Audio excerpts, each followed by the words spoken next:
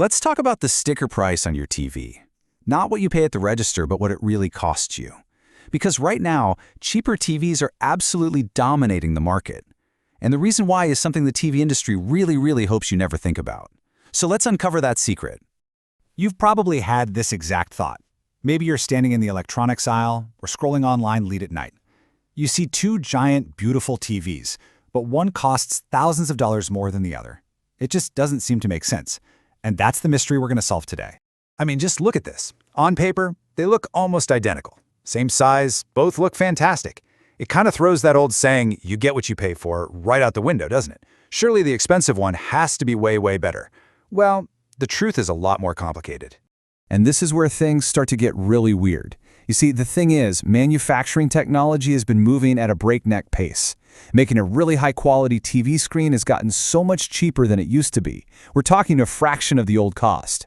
And get this, we're not just talking about similar parts. We're talking about display panels that are literally rolling off the exact same production line, from the same factory, using the same glass. The actual physical difference between the budget model and the premium one is smaller than it's ever been.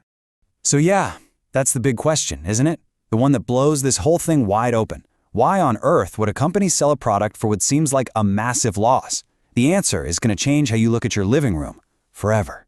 And there it is. The cheap TV isn't just selling you a screen to watch movies on. It's a data-gathering machine that also happens to show you movies. That low price isn't a discount, it's a payment for your data. And that changes the entire business model. Okay, to really get this, let's step away from TVs for a second. Let's use an analogy. Imagine a new coffee shop opens up in your neighborhood, and their pricing strategy is, well, it's just bizarre. Let's say you find out that for every cup of coffee they make, it costs them $4 in beans, milk, the cup, all of it. That's their cost, $4.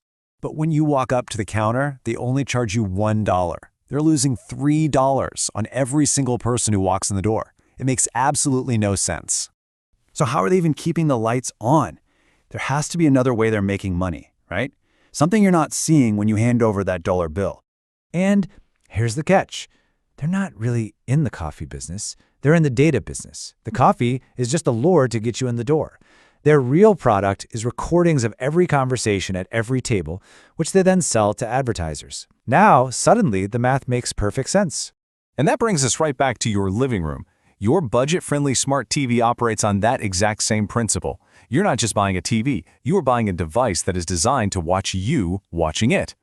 So the magic trick behind all of this actually has a name. It's called Automatic Content Recognition, or ACR for short. And it's basically the little spy engine running under the hood of your TV, and its only job is to figure out what's on your screen. So how's it work? Well, think of it this way. Every couple of seconds, your TV is taking a little digital screenshot of whatever's playing. Then it compares that snapshot against this huge database of movies, shows, commercials, you name it, to find a match. And once it finds one, it logs it, what you watched, when you watched it, and for exactly how long. And here's the part that gets kind of creepy. This technology works at the screen level. That means it doesn't care if you're watching Netflix through the built-in app, or if you've plugged in a PlayStation, an Apple TV, or even your laptop. If it shows up on that screen, the TV sees it and it logs it. So you're probably thinking, hold on, I definitely did not sign up for this. Well, technically, you did. You just probably have no memory of doing it, because who would?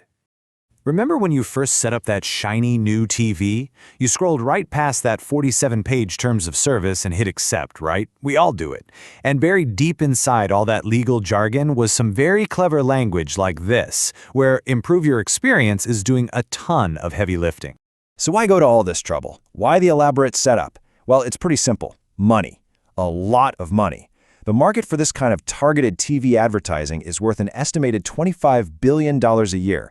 That's a huge incentive to know exactly who is sitting on the couch. And they don't just sell your viewing data. They bundle it up with all sorts of other data points they can buy. Your rough age and income, your location, your purchase history, even your phone's browsing data. They build this stunningly detailed profile of you, so advertisers know exactly who they're talking to. Okay, so after all of that, you might be feeling a bit defeated. But here's the good news, the really good news. You actually have the power here. You can turn this whole thing off. They are legally required to give you an opt-out. Now, they don't make it easy, of course. It's buried deep in the settings menu, and they give it these really vague, innocent-sounding names to try and stop you from finding it. For a Samsung, you're going to want to look for Viewing Information Services. On an LG, it's often called Live Plus, and if you've got a Vizio, you're hunting for Smart Interactivity. So dig into your settings, find it, and just switch it off. So you see, the next time you're shopping for a TV, the choice isn't just about pixels and refresh rates anymore. It's a much bigger decision you're making. It's a fundamental choice about how much of your private life you're willing to trade for a good deal. It really all boils down to that old saying, if a price seems too good to be true, it probably is. And in this case, it's because the manufacturer has a second way of making money, one where you're not just the customer, you're also part of the product being sold. So think about it. The average person keeps a TV for about 7 years. That's 7 years of your data being quietly collected and sold, maybe without you even realizing it was happening. So now that you know, what is that privacy worth to you?